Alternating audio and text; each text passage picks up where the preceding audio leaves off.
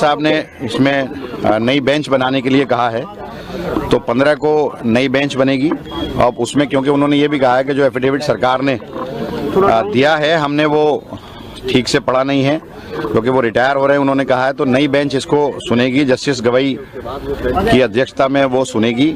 मुंशी लुंगियाँ, बेहतरीन लुंगियाँ, 100% cotton and polyester लुंगियों के साथ साथ हुज़ैरी आइटम, मेंसवेयर और अहराम के कपड़ों के लिए भरोसेमंद नाम मुंशी लुंगीज़ एंड गारमेंट्स।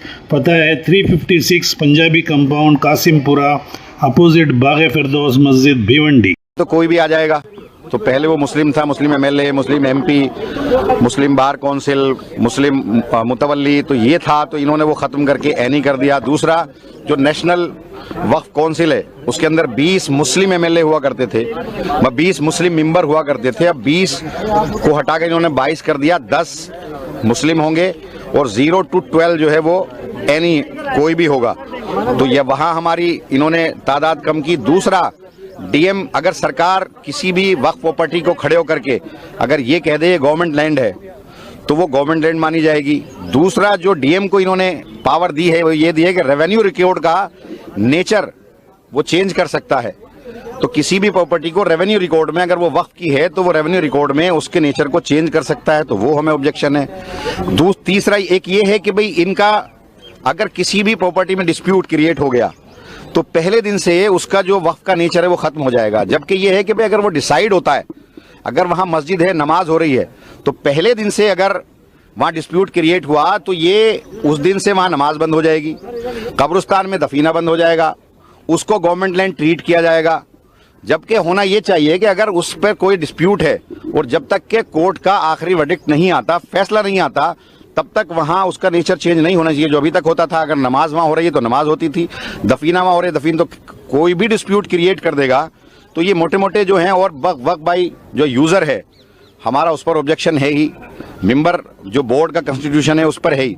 तो अब कोर्ट ने कहा है, आज जस्टिस जज साहब ने ये कहा है कि जो रोक चली आ रही थी वो ऐसे ही रहेगी, कोई उस पर छेड़छाड़ नहीं करेगा, लेकिन नई बेंच उसको सुनेगी। शुक्रिया। उस पर आज सुनवाई होना थी।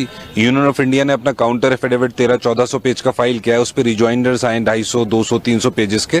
तो ऑनरेबल चीफ जस्टिस ने बैठते ये कहा कि क्योंकि प्लीडिंग्स हैं और इस पे सुनवाई होना चाहिए, इवन इंटरम रिलीफ पे भी, और मैं जजमेंट रिजर्व नहीं करना चाहता।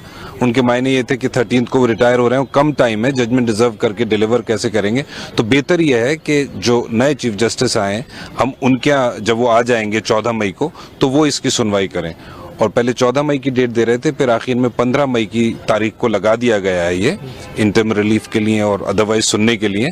और जस्टिस गवई की बेंच 15 मई को इस मैटर को अब सुनेगी। सर, सेंट्रल गवर्नमेंट का रिस्पांस फाइल हुआ था उसी वजह से। नाज़रीन, इस वीडियो के स्पॉन्सर हैं doctor Abrar Momins good heart health care dental and cosmetic centre at 3 बत्ती अपोजिट नीलकंठ मंदिर, फर्स्ट फ्लोर, हफसान अली।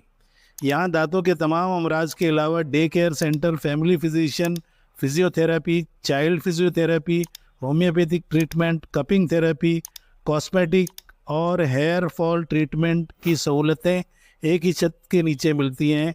ज़रूर विज़िट कीजिए। टाइमिंग है सुबह 10 बजे से रात 10 बजे तक।